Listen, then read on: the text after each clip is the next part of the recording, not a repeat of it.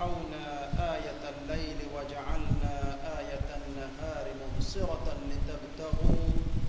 لتبتغوا فضلا من ربكم ولتعلموا عدد السنين والحساب وكل شيء فصلناه تفصيلا. أشهد أن لا إله إلا الله وحده لا شريك له وأشهد أن سيدنا محمدا عبده ورسوله. اللهم صل وسلم وبارك على محمد وعلى آله وصحبه ومن استنى بسنته واهتدى بهديه إلى يوم الدين.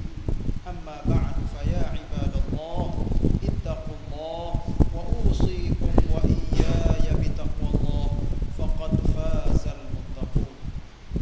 Hadirin sidang Jumaat yang dikasihi sekalian, sama-samalah kita bertakwa kepada Allah dengan sebenar-benar takwa. Jadikanlah ketakwaan kita sebagai cara hidup, menjadi orang ataupun menjadi daging darah kita di mana sahaja kita berada. Dengan takwa itulah kita akan membawa diri kita supaya selamat di dunia dan di akhirat. Apatah lagi kalau sekiranya orang yang ditetapkan oleh Allah Subhanahu wa taala sebagai orang yang berjaya di dunia dan di akhirat melalui takwa, melalui ilmu pengetahuan, melalui akhlak yang mulia dan melalui beribadat kepada Allah dengan sebenar-benarnya mengikut sunnah Rasulullah sallallahu alaihi wasallam, maka itu dikatakan orang yang berjaya di dunia. Apatah lagi di akhirat yang Allah Ta'ala sediakan syurga yang penuh dengan nikmat dan rahmat Allah Subhanahu wa Ta'ala. Ikhwah yang dikasihi sekalian, hari, bulan dan tahun yang Allah Ta'ala takdirkan kepada kita mempunyai makna dan arti. Allah Ta'ala firman di dalam Al-Quran, وَجَعَلْنَا اللَّيْلَ وَالنَّهَارَ آيَتَيْنِ, kami jadikan malam dan siang adalah dua petanda yang jelas daripada Allah Ta'ala. وَجَعَلْنَا آيَةَ اللَّيْلِ وَجَعَلْنَا آيَةَ النَّهَارِ مُبْصِرَةً لِتَبْتَغُوا فَضْلًا مِنْ رَبِّكُمْ وَلِتَعْلَمُوا عَدَدَ السِّنِينَ وَالْحِسَابِ. Semua itu adalah untuk tujuan supaya manusia boleh berehat di waktu malam dan bekerja dengan mencari rezeki yang Allah Ta'ala tetapkan kepadanya di siang hari, dan untuk manusia mengetahui bilangan hari, minggu, bulan sehingga menjadi tahun ke korun adalah segala-galanya menjadi satu faedah ataupun satu faedah yang lumayan bagi manusia hidup di atas muka dunia. Selain daripada dia mengetahui bulan, tahun dan sebagainya, itu adalah satu tanda yang Allah Ta'ala beri kepada manusia, boleh tahu katanya umur dia hidup di atas muka dunia berapa tahun dan bilakah dia akan mati.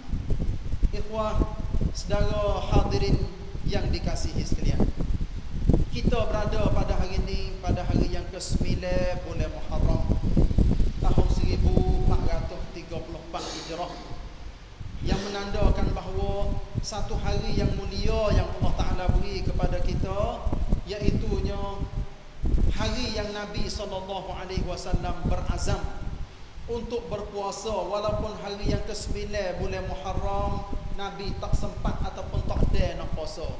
Selalunya Nabi berpuasa pada 10 bulan Muharram, tetapi pada tahun akhir sebelum dari Nabi nak mati 1 tahun, Nabi berazam dan cerita kepada sahabat dia, katanya, jika sekiranya aku dipanjangkan umur pada tahun depan, aku nak puasa juga hari yang ke-9.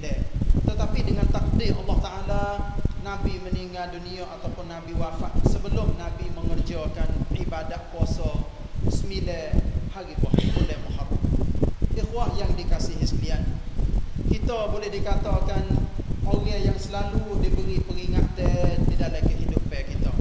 Saya yakin bahawa pada minggu-minggu yang lepas, terutamanya pada minggu yang lalu, sudah pun diberi peringatan di dalam khutbah supaya hari ini hari Jumaat yang ke-9 bulan Muharram dan besok hari Sabtu 10 bulan Muharram disunatkan kita berpuasa. Orang yang beramal dengan sunnah Nabi ataupun ajaran Nabi adalah orang yang berjaya di dalam kehidupannya.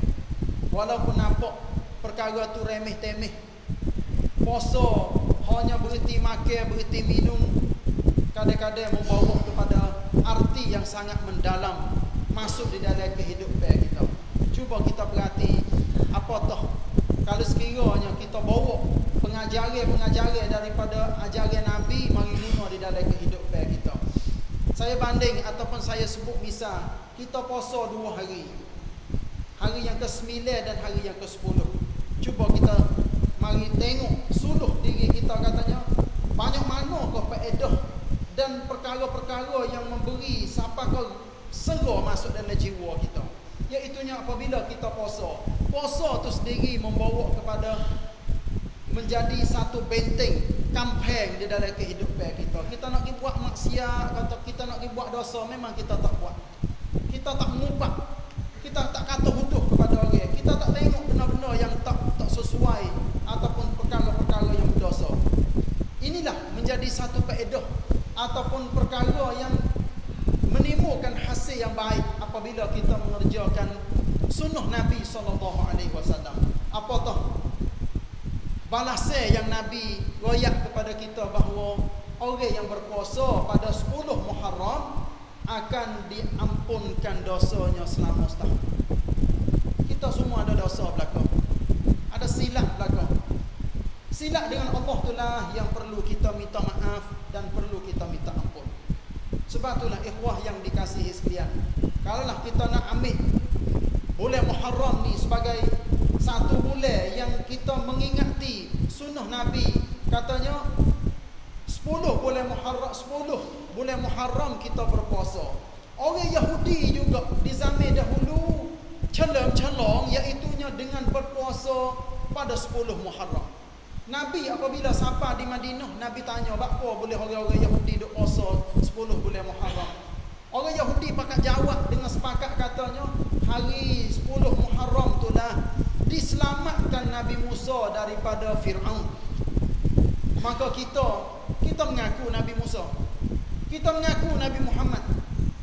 Tapi kalau sekiranya kita tolak ataupun kita tak terima ajaran Nabi, apatah kalau sekiranya kita pakai royak kepada diri kita sendiri, katanya Nabi Muhammad sendiri sebagai hormat kepada Nabi Musa dengan berpuasa pada zaman dahulu. Kita sebagai umat Nabi Muhammad, kalau sekiranya kita tak guna sunnah Nabi, maka nak jadi macam mana ataupun nak dinamakan gapo kita kalau sekiranya kita tak ambil sunnah Nabi SAW sebagai cara hidup kita. Ikhwah yang dikasihi sekalian, saya ambil sebagai satu tarik kepada kita semua, iaitunya berhubungan dengan tahun baru.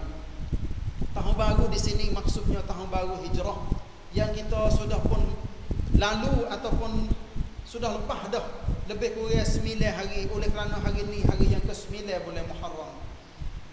Walaupun hijrah bukan berlaku pada bulan Muharram, hijrah berlakunya mengikut pendapat kebanyakan ahli sejarah, katanya berlaku pada bulan Rabiul Awal. Tapi Nabi hijrah dari kota Mekah ke Madinah menjadi satu peristiwa yang Umar ibn al-Khattab radhiyallahu anhu ambil sebagai keputusan, katanya kita ambil hijrah dah sebagai tahun ataupun bilangan tahun di dalam Islam. Sebab itulah sampai ke hari ini mengikut tahun hijrahnya 1434 hijrah. Kalaulah nak bulan di dalam Islam adanya 12 bulan. Orang Arab sebelum daripada Islam lagi duk bila dah bulan Muharram, Safar, Rabiul Awal sampai bulan Zulhijjah, tapi tidak ada tahun. Hijrah kalaulah kita nak terjemuh ke bahasa kita, iaitunya berpindah daripada satu tempat ke satu tempat. Nabi sendiri royak katanya tidak ada lah hijrah selepas daripada buka kota suci Makkah Al-Mukarramah. Tapi dalam kehidupan kita yang sebenar mesti ada hijrah. Hijrah dalam arti katanya hijrah daripada perkara yang tak baik kepada perkara yang baik, daripada perkara dosa ataupun perkara yang tidak sesuai, tak molek, kepada perkara yang menjadi pahala dan perkara yang memberi ganjaran yang lumayan di dalam kehidupan kita. Cuba kita perhati, hari-hari penting di dalam kehidupan kita ada beberapa hari. Sebagai misalnya hari raya, hari lahir kita, hari perkahwinan kita, hari tahun baru dan sebagainya. Hari-hari yang saya sebut saat ini adalah hari yang penting dalam kehidupan kita. Kita rasa riang dan gembira. Rasanya hari itu adalah hari yang sangat-sangat kita suka hati. Apatah lagi kalau sekiranya kita ambil hari hijrah ataupun 1 Muharram yang sudah pun lepas lebih kurang seminggu lebih-lebih, sebagai hari perpindahan di dalam kehidupan kita, iaitu kita letak wawasan ataupun wisaikat yang baru di dalam kehidupan kita. Walaupun tahun baru sakun yang kita akan tunggu, insya-Allah lebih kurang dalam 30 hari lebih-lebih lagi, yang dikatakan tahun 2013, yang orang pakat nak calon-calon apabila sinpi masuknya tahun baru, manusia calon-calon dengan menyambut tahun baru dengan perkara-perkara maksiat, dengan joget, dengan berdakat, dengan perkara-perkara yang tidak diredai oleh Allah Ta'ala. Tetapi orang Islam guna umur baru, hidup baru, tahun baru, bulan baru dan sebagainya dengan perkara yang diredai oleh Allah Subhanahu Wa Ta'ala. Sebab itulah setiap orang Islam kena ada wisaikat dia, kena ada vision dia, yang dia mesti atur setiap tahun dan setiap perkara yang dia nak buat, dia kena ada plan. Kalaulah dikatakan orang-orang yang berjaya di dalam kehidupan dia, dia ada planning di dalam kehidupan dia, ada plan yang dia atur, apa yang dia nak buat, jarak pendek, jarak pertengahan dan jarak panjang. Kita orang Islam adalah lebih berhajat kepada plan, lebih berhajat kepada apa yang kita nak atur. Walaupun hidup kita katakan biasa, hidup kita tak ada berguna kepada orang, tetapi hakikatnya di sisi Allah Subhanahu Wa Ta'ala kita adalah berguna di sisi Allah. Bukan kita tak pakai hanya di sisi manusia, kita gampang katanya kita tak pandai, kita tak ada ilmu, kita tak pandai dalam kebijaksanaan ego tu kan ni. Tapi kita di sisi Allah, Allah Ta'ala ambil kira. Allah buat kita di atas muka dunia, letak kita di atas muka dunia bukan sia-sia. Bermaknanya kita ada raka ataupun ada harga di sisi Allah Ta'ala. Cuma kita pandai ataupun tak pandai guna umur kita. Sebab itulah orang yang berjaya di dalam kehidupan dia, bukan dia nanti hari wangkut saja untuk nak berakat satu-satu perkara. Bahkan setiap hari dan setiap masa orang tu royak kepada diri dia, aku mesti partner di dalam kehidupan aku. Sebab tu ikhwah yang dikasihi sekalian, marilah kita pakat royak kepada diri kita sebagai satu cara baru untuk kita nak peraprung partner kekai dalam kehidupan kita. Mesti kita kena atur gapakah planning yang lebih baik di dalam kehidupan kita untuk masa depan. Semua orang pakat boleh royak katanya gapo hak dia bijak, gapo hak dia pandai. Dalam masa yang sama dia kena royak katanya cukup prong dalam kehidupan dia gapo. Kita ambil cukup prong itulah, kita hapus ataupun kita buat perkara-perkara yang tak molek.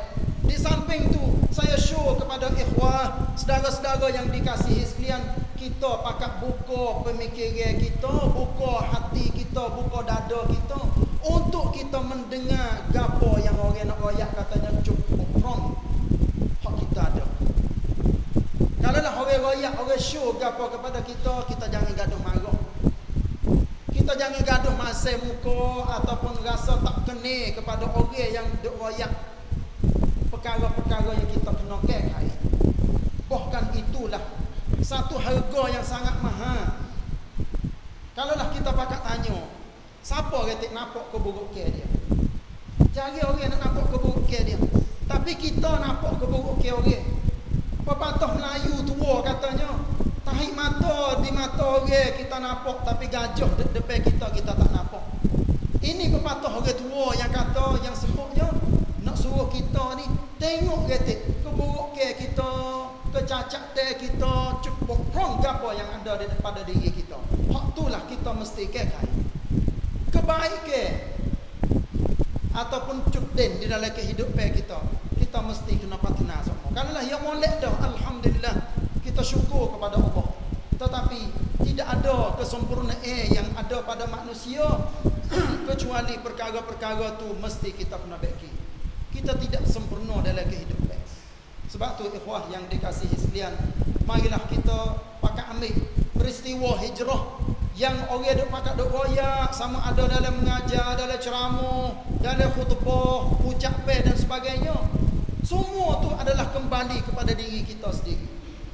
Walaupun sedap kita dengar, jeniga kita dengar, tapi tak sama dengan kita royak kepada diri kita sendiri. Katanya kitalah orang yang lebih pandai sekali beki cara hidup kita, bukan orang lain. Walaupun orang neknam kepada kita cara tu dan cara ni, tapi kalau sekiranya kita tak seterima, berarti apa yang kita dengar tu adalah hampa dan tidak memberi apa-apa faedah kepada diri kita.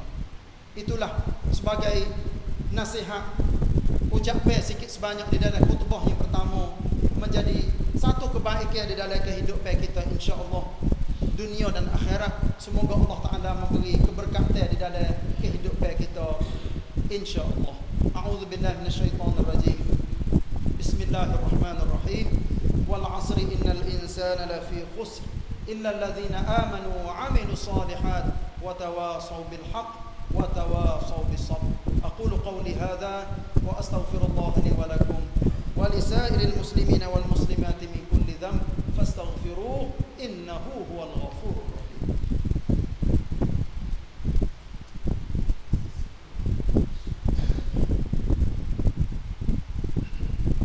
Alhamdulillah hamdan katsiran kama amar. Ashhadu an la ilaha illallah wahdahu la syarika lah wa ashhadu anna Muhammadan 'abduhu wa rasuluh.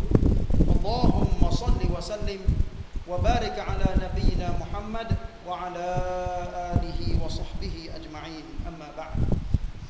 Fa ya ibadallah ittaqullah wa usikum wa iyaya bittaqwallah faqad fazal muttaqun.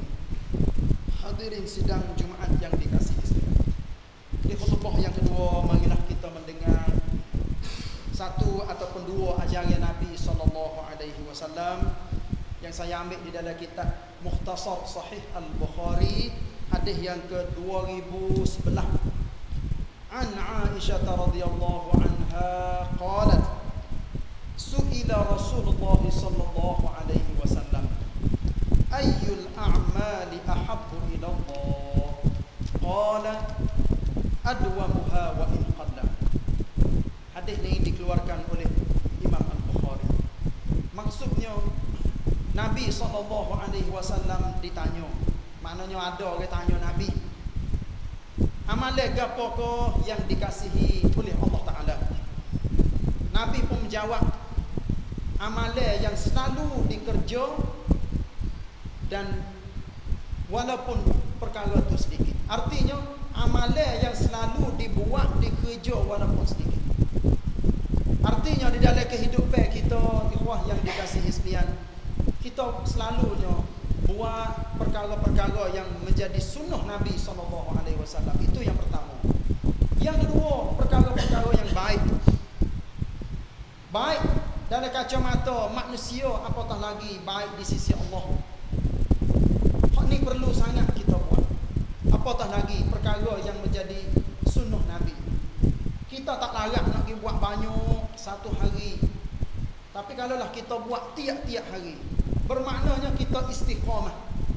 Setiap hari, setiap malam kita buat akan menjadi ganjaran yang lumayan di dalam kehidupan kita. Hadis yang kedua yang Nabi SAW cerita kepada kita di sini berhubungan dengan ahli neraka, na'udzubillah min zalik. Kita selalu dengar orang-orang tua duk ayat katanya ahli neraka ni diazab dengan sengsara. Gigi orang yang masuk dalam api neraka besar sepengah bukit. Hak kita dengar adalah wah-wah orang tua yang duk ayat kepada kita.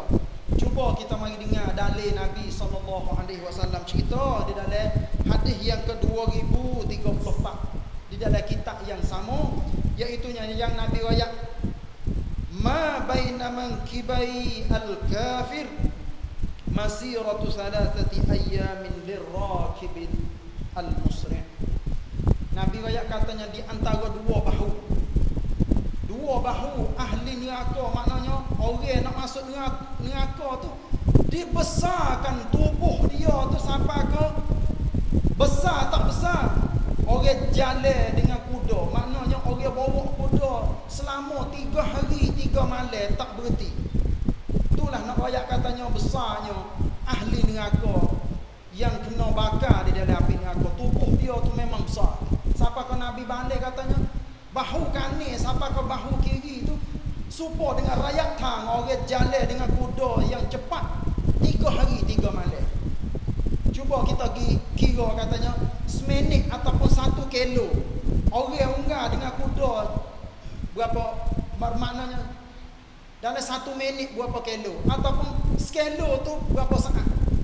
Lepas tu cuba kita pergi kurun tengok katanya sehari 24 jam, maka kita pergi kurun pula 3 hari. Itulah dikatakan orang manusia yang kena masuk dalam api neraka, tubuh dia besar mana. Inilah nak ayat katanya neraka nak makan tu Allah Ta'ala nak jadi sakcai kepada neraka. Boleh makannya ahli neraka, terutamanya orang kafir. Yang keduanya orang-orang yang mati dosa dia banyak, tak ada nak taubat, maksiat penuh, sehari semalam, berbulan-bulan, bertahun-tahun yang dia buat, sehingga ditimbang antara kebaikan dengan kejahatan, maka beratnya kejahatan, maka orang itu tetap akan dimasukkan dalam api neraka. Na'udzubillah min zalik. Sebab tu ikhwah yang dikasihi sekalian, kita jangan mimpi, jangan kecek katanya kita nak masuk neraka dulu. Orang-orang bodoh, orang-orang tak mengaji, dia katanya tak apalah, dia mau masuk syurga, kawan nak masuk neraka luah. Ni adalah orang yang tidak ada ilmu, orang tak tahu hakikat neraka yang sebenar. Sebab tu marilah kita tiap-tiap kali lepas pada kita semaya, kita diajar supaya sebut Allahumma ajirni minan nar. Wahai Allah, jauhkanlah aku daripada api neraka, selamatkanlah aku daripada api neraka. Apatah lagi kalau sekiranya kita mendengar satu firman Allah Ta'ala di dalam surah Al-Imran ayat yang ke-183, yang Allah Ta'ala berfirman,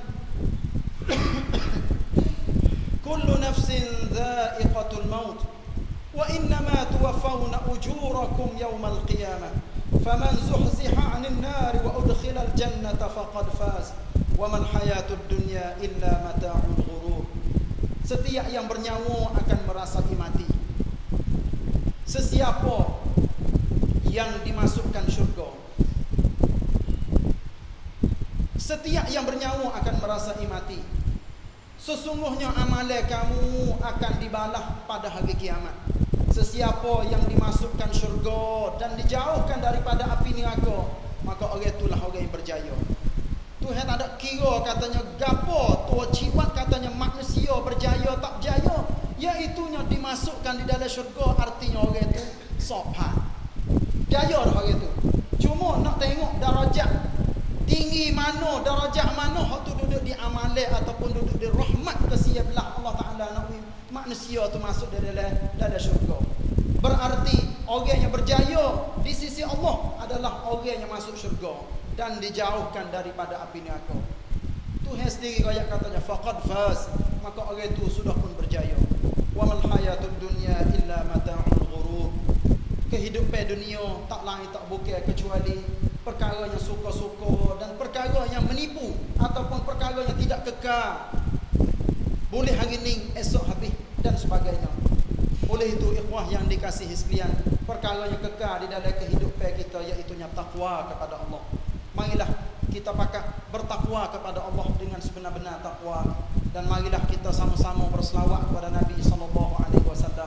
Semoga dengan selawat ke atas Nabi itulah akan menjadi sebagai orang yang memberi syafaat kepada kita di hari akhirat nanti insya-Allah.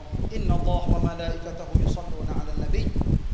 Ya ayyuhalladzina amanu shallu 'alaihi wa sallimu taslima. Allahumma shalli wa sallim وبارك على نبينا محمد وعلى آله وصحبه أجمعين. اللهم اغفر للمسلمين والمسلمات والمؤمنين والمؤمنات الأحياء منهم والأموات. اللهم أعز الإسلام والمسلمين وأذل الشرك والمشركين ودمر أعداءك أعداء الدين وأهلك الكفرة والملحدين يا رب العالمين. ربنا آتنا في الدنيا حسنة وفي الآخرة حسنة وقنا عذاب النار. عباد الله إن الله يأمر بالعدل والإحسان وإيتاء ذي القربى وينهى عن الفحشاء والمنكر والبغي يعظكم لعلكم تذكرون ولذكر الله أكبر والله يعلم ما تصنعون.